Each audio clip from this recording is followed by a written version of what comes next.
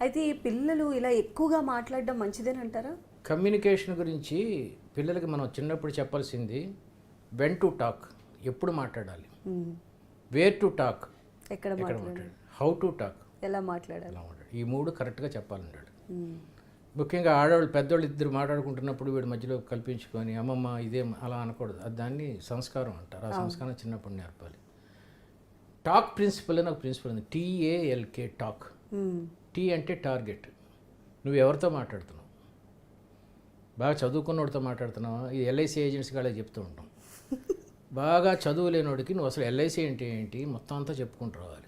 అవును. ఒక బిజినెస్ మ్యాన్కి భయపడు అంత చెప్పక్కర్లేదు, అతనికి ఆల్రెడీ తెలుసు కదా. సో ఎవరితో మాట్లాడాలి, టార్గెట్ ఏంటి? మ్మ్.